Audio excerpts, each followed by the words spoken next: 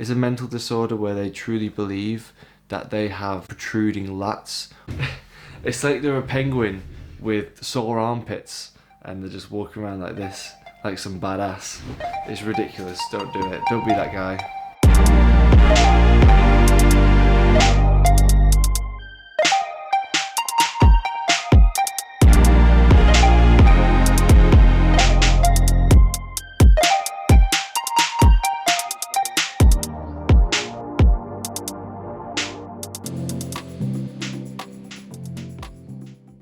What's going good, guys? Welcome back to my channel, and I am here today for another video for you guys. Yes, if you are a very receptive individual, you will recognize that I am in the exact same clothes as my last YouTube video. And do you know why that is? Yep, you got it spot on. It's because this has been filmed straight after the last one, and I didn't even bother to change or even making an effort to make it look like I've changed. Haters gonna hate. Hey, I'm sorry I didn't see you there. I was too busy blocking out the haters. Your boy's got to be efficient. He's a busy guy, so repping the old MYOBAND shaker bottle, which is actually quality. I use it every day. So today's video is going to be my top 5 gym blunders, douche baggery acts that you should try and avoid when you go into the gym. And by doing that, you will, 1, make people not think you're a weirdo, and number 2, you'll just have a better gym life and gym social life in general. These are my top 5 gym blunders.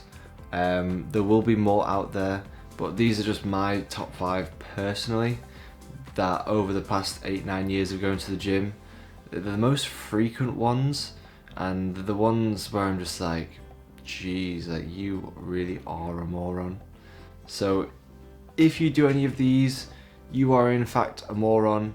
I can only apologise on behalf of yourself for being a moron, but good thing you're here just before you dislike that video because I just called you a moron. Take this as an opportunity to change your awful ways and improve everybody's gym experience. So we're all winners. Turn that dislike into a like. Trust. Watch this video first though, and then like the video. If you are new to going to the gym, make sure you avoid doing these 5 things and you will have a fantastic fitness, gym, career, lifestyle, whatever you want to call it. Gym blunder number 1. So I'm going to split this into 2 sections. The first section is not re-racking the weights. There is absolutely 0 reasons why you should not be re-racking the weights.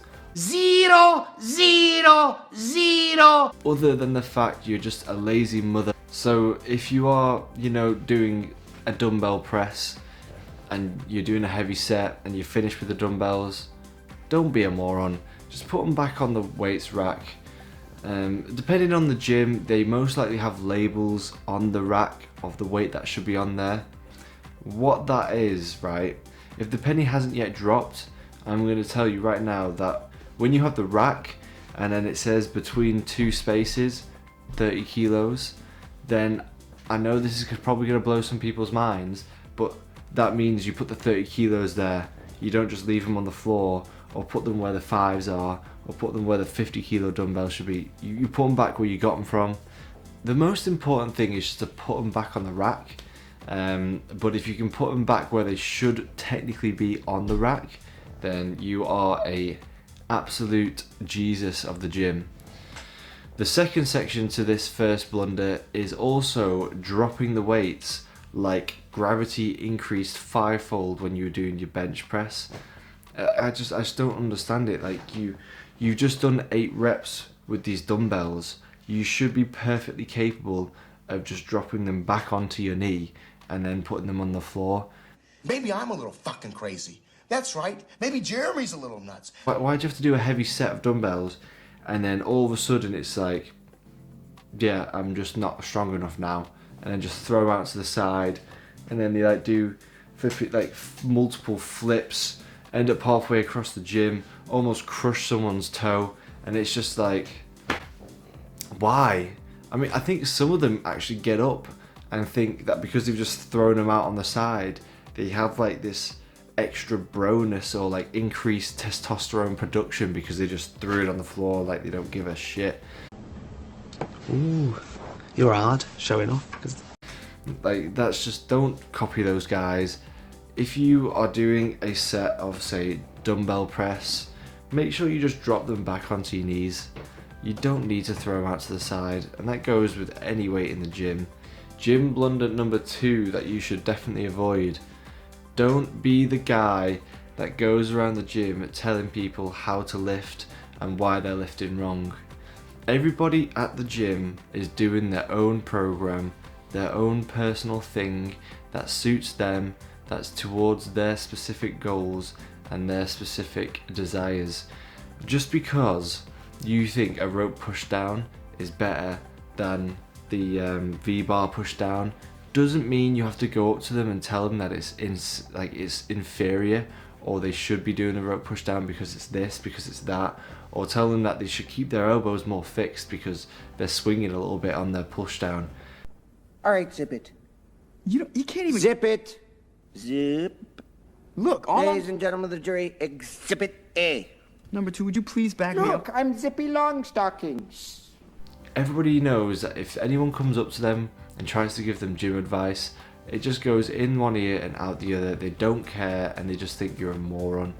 You don't have a right to tell someone on how they should be lifting, unless maybe if you're a personal trainer working at that gym and you see someone doing outrageously dangerous form, then maybe you can say something potentially, but even then I would probably advise against it. But if you are just the average Joe going to the gym, or you've been going to the gym for a little while, so you know the basics on how to lift, don't go up to someone and start lecturing them on what they're doing wrong and how they should be lifting. No one wants to hear it. No one really cares. You should be concentrating on your fitness routine and your weight training sets that you've got to do. I don't even want to explain it anymore. Just don't tell people on how they should be lifting weights. Let people do their own thing. Let's move on. Blunder number 3. Consistent ego lifting all the time.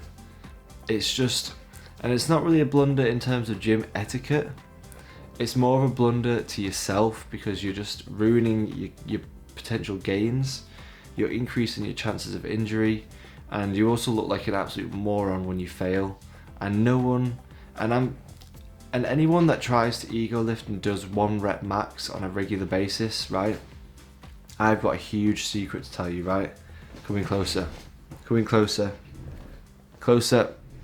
You want to hear the secret, right? If you go for a 1 rep max very often, right? I'm going to tell you something really secret. No one gives a flying.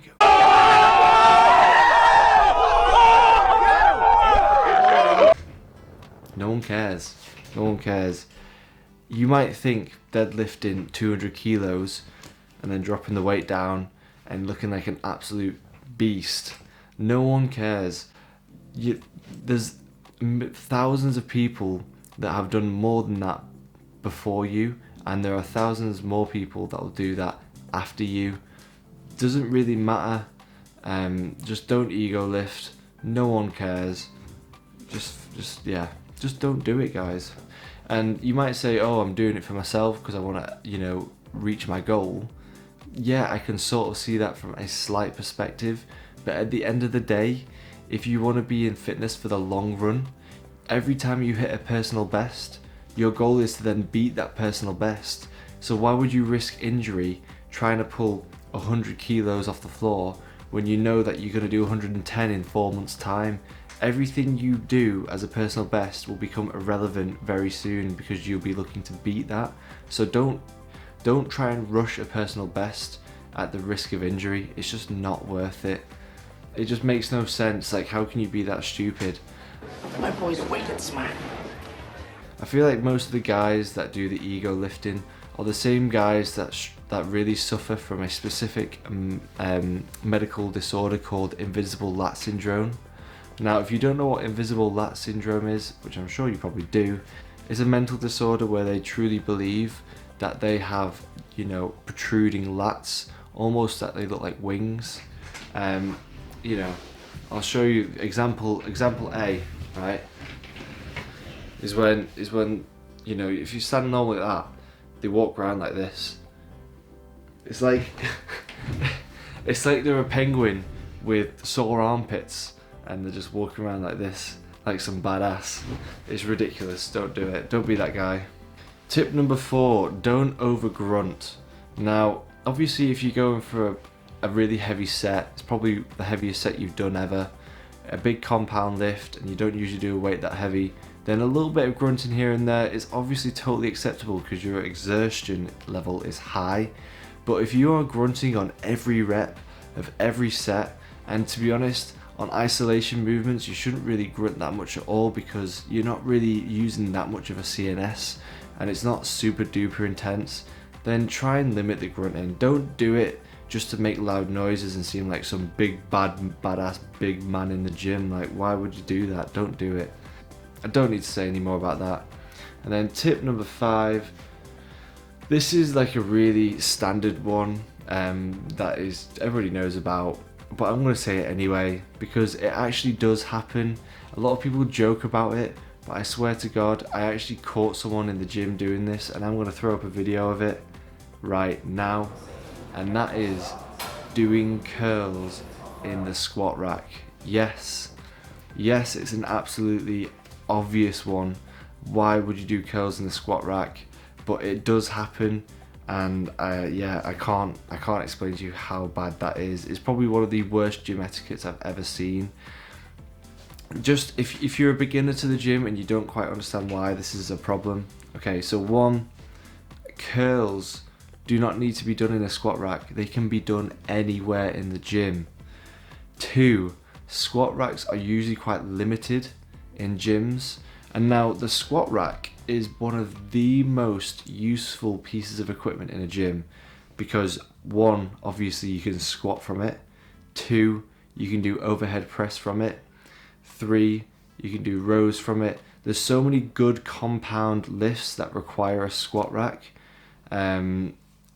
that you want to try and leave them free so that people can utilize them to the way they should be, which is for a squat mostly. And if you're stood there in the squat rack doing curls, you're an absolute moron. And if you're doing it with the 20 kilo Olympic bar, thinking you're some big bad man, don't mess with me boss man, who's doing, you know, the 20 kilo bar with maybe a 5 or 10 each side, it blows my mind. The guy I caught on camera, he was doing it with a I think it was like a 7-foot straight bar. So what you doing, bro? Like, why would you do that? You're just making yourself look a moron. If you want to do curls, you can use the curling machine. You can use dumbbells. You can sit on a bench and use an easy bar. You do not need to use a squat rack. Do not use a squat rack. Save that for squats and other presses or movements that require that. Those are my 5 gym tips, guys. If you are going to the gym for the first time or you just started going to the gym, then most of those 5 should be pretty obvious anyway, but just as a reminder, just to keep doing everything that's not that and avoid doing those blunders. If you have been doing those blunders for as long as you can remember, then unfortunately you are a bit of a moron, but the good thing is we can all change for the better, and if you can take those 5 tips into account to improve your gym etiquette, then everybody will have a greater and better gym experience. I hope that's good, guys. I hope you enjoyed it. Smash the like button if you enjoyed it. Comment down any other gym blunders that you think are massive no-nos but I've not mentioned in this video. If you like these kind of videos, smash that subscribe button, and I'll see you guys in that next video. Peace.